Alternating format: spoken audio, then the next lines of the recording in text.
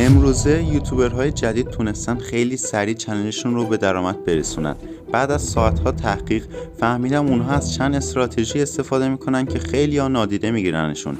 چون یوتیوب برای مقابله با رقیبایی مثل تیک تاک شرایط درآمدزایی رو آسان‌تر کرده و با تغییرات در الگوریتم به یوتیوبرهای جدید شانس بیشتری رو برای دیده شدن میده.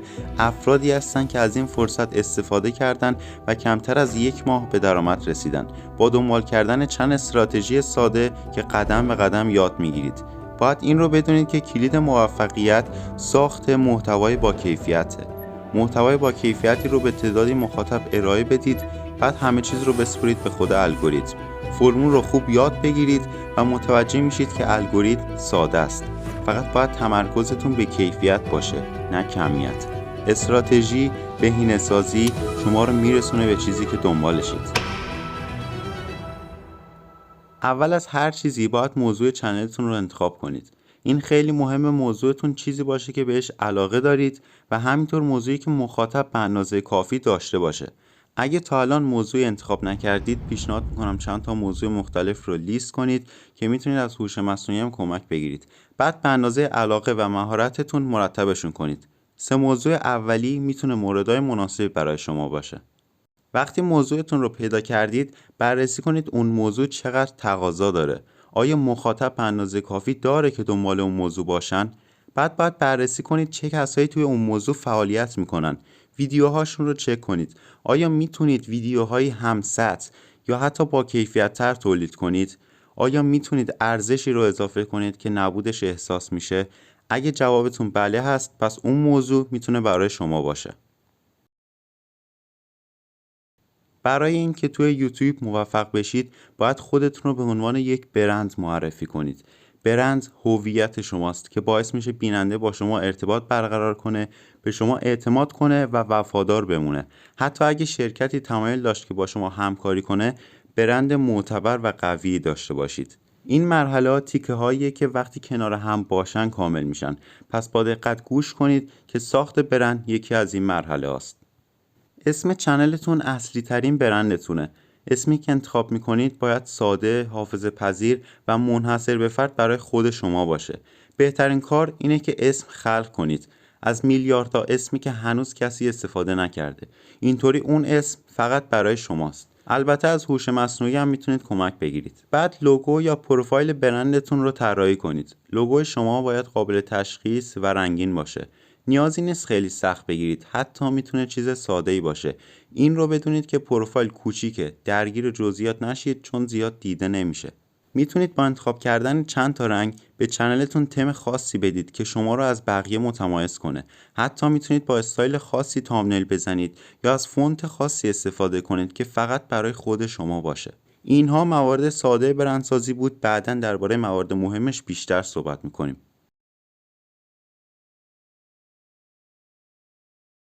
تامنیل اولین چیزیه که بیننده میبینه، پس خیلی مهمه که روی تامنیل وقت بذارید تا بتونید بازدید بیشتری بگیرید.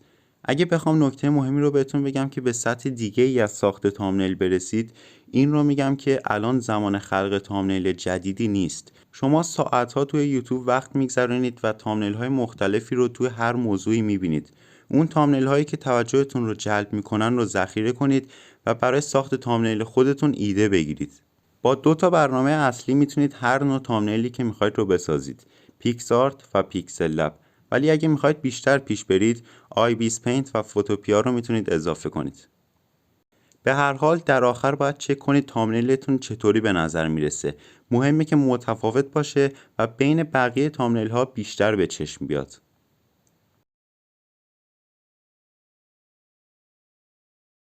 الان هر شیوه نوشتاری تایتلی توی خود یوتیوب استفاده شده. وقتی به تایتلی برخورد کردید که شما رو مجاب کرد ویدیو رو ببینید، اون استایل تایتل زدن رو ذخیره کنید و بعداً با شیوه خودتون استفاده کنید. چون دارید استایل کسی رو یاد میگیرید که صدها ویدیو گذاشته و میلیون ها بازدید گرفته. البته به این معنی نیست که تامنیل یا تایتل کسی رو دقیقاً کپی کنید. اگه چیزی رو دیدید خارج از موضوعی که شما فعالیت میکنید و توجهتون رو جلب کرد، میتونید با تغییراتی جزئی شبیه به اون رو بسازید. توی یوتیوب باید استراتژی داشته باشید. نمیتونید با شانس موفق بشید. برای هر ویدیویی که میخواید بسازید باید بررسی کنید ویدیوتون قراره با چه کسایی رقابت کنه و چقدر مخاطب به اون موضوع علاقه دارن. بعد شروع به ساخت ویدیو کنید. ویدایکیو ابزار رایگانیه که میتونید ازش استفاده کنید. کلمه کلیدی ویدیوتون رو قرار بدید. هر چقدر رقابت کمتری و سرچ بیشتری داشته باشید، شانس بهتری برای دیده شدن دارید. به علاوه ویدایکیو توی خود یوتیوب چند تا ویدیوی اول رو ببینید. آیا میتونید ویدیویی بهتر تولید کنید یا متریالی به ویدیو اضافه کنید، ادیت بهتر بزنید یا هر چیزی که ارزش بیشتری اضافه کنه؟ اگه جواب بله هست، میتونید مرحله مهم ساخت ویدیو رو شروع کنید. اگر نه، بهتر دنبال ایده دیگه‌ای برای ویدیو بگردید. کلید موفقیت توی یوتیوب، مخصوصا یوتیوب فارسی، ساخت محتوای با کیفیته. محتوایی که ارزشمند باشه و نیاز بیننده رو برطرف کنه، به وقت بیننده ارزش قائل باشه، محتوایی که بیننده حین تماشا لذت ببره که در آخر از شما حمایت کنه. اسکریپت ویدیو مهمترین بخش ساخت ویدیوه. باید چیزی که میخواید دربارش صحبت کنید رو از قبل آماده کنید. چه خط داستانی رو میخواید پیش ببرید. هر چقدر اسکریپت بهتری بنویسید، نتیجه بهتری میگیرید. برای نوشتن اسکریپت خوب، دانشی که از مدرسه هممون داریم کافیه. یعنی مقدمه، بدنه و پایان بندی. در مقدمه باید نشون بدید که بیننده چه محتوایی در انتظارشه. در بدنه اون مطلب رو به خوبی ارائه بدید و در پایان بندی نشون بدید که مخاطب اون چیزی که توی ویدیو دنبالش بود رو به دست آورد. یکی از نکته‌های اسکریپت خوب که توی دوره‌های انگلیسی گفته میشه اینه که هر چقدر مقدمه کوتاه‌تر باشه و بیننده زودتر به بدنه ویدیو برسه بهتره. نکته دیگه اینه که مقدمه و بدنه ویدیو نباید بینشون فاصله بیفته. نباید از همدیگه جدا بشن. کاری که غیر حرفه‌ای‌ها انجام میدن، بعد از اینکه درباره ویدیو توضیح دادن و میخوان وارد بدنه ویدیو بشن، از بیننده درخواست سابسکرایب میکنن یا ویدیو اینترو قرار میدن. بین مقدمه و بدنه ویدیو مرز میذارن. باید طوری ویدیو بسازید که بیننده متوجه نشه کی مقدمه و کی وارد بدنه ویدیو شد. در بدنه اون چیزی که در مقدمه ویدیو وعده دادید رو با بالاترین کیفیت ممکن ارائه بدید. حتی بیشتر از چیزی که وعده دادید ارائه بدید. نتیجه‌ای که میگیرین باور نکردنیه. و آخر ویدیو رو هم هر چقدر سریعتر و غیر منتظرتر تمام کنید بهتره. البته این رو باید بدونید که اسکریپت خوب برای چنلتون نیازه، ولی کافی نیست. بهتون نشون میدم که دقیقاً چطوری از سطح خوب به اسکریپت دیوانه‌واری برسید که آمار سابسکرایبر، ویو و واچ تایم چنلتون به اعداد غیر قابل باوری برسه. در نتیجه زودتر شرایط درآمدزایی رو پر کنید یا حتی درآمدتون رو از چیزی که هست بیشتر کنید. این مبحث مهم و پرنکته رو توی ویدیوی جدا کاملا از مبتدی تا حرفه‌ای درباره‌اش صحبت می‌کنیم. چیزی که مخاطب از اول تا آخر ویدیو میشنوه صدای شماست. باید صدای واضح، بلند و پر انرژی داشته باشید تا بیننده از ویدیوتون خارج نشه. با میکروفون خوب میتونید صدای با کیفیتی ضبط کنید، ولی اگه نمیخواید هزینه کنید، میکروفون گوشی هم کفایت میکنه. اگه میکروفونتون ضعیف باشه، میتونید یکم جای خالیش رو با صدای خوب پر کنید. بلند صحبت کنید، پر انرژی صحبت کنید، لحن صحبت کردنتون رو نسبت به موقعیت تغییر بدید. تو مکان ساکت صداتون رو ضبط کنید. از هر چیزی که کمک میکنه صدای خوبی داشته باشید کمک بگیرید. موزیک بک‌گراند و افکت صدا برای ساخت ویدیو بهتر بهتون کمک میکنه. مثلا وقتی درباره یه چیز ترسناک صحبت میشه، در کنار ویدیو استفاده از افکت و موزیک مناسب حس بهتری رو منتقل میکنه و این دقیقاً چیزی که باید دنبالش باشید. رضایت هرچه بیشتر بیننده. استفاده از ترانزیشن خوب هم ویدیوتون رو حرفه‌ای‌تر نشون میده. با بیشتر برنامه‌ها میتونید راحت انجام بدید. در کل این رو بدونید که ادیت سلاح دولبه است. اگه به درستی ازش استفاده نکنید، خیلی بیشتر از سودش بهتون ضرر میزنه.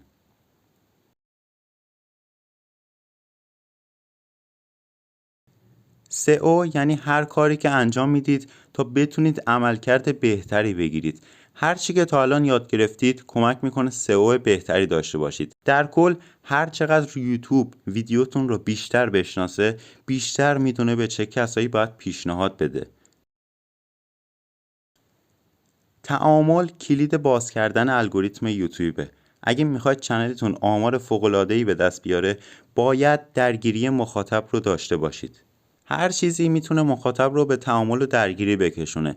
چند مورد رایج که اکثرا میدونید مثل لایک کردن ویدیوه، کامنت گذاشتنه. هر چقدر یه مخاطب درگیری بیشتری با ویدیوتون داشته باشه، ویدیوهای جدید یا حتی قدیمی شما هم بهش پیشنهاد میشه.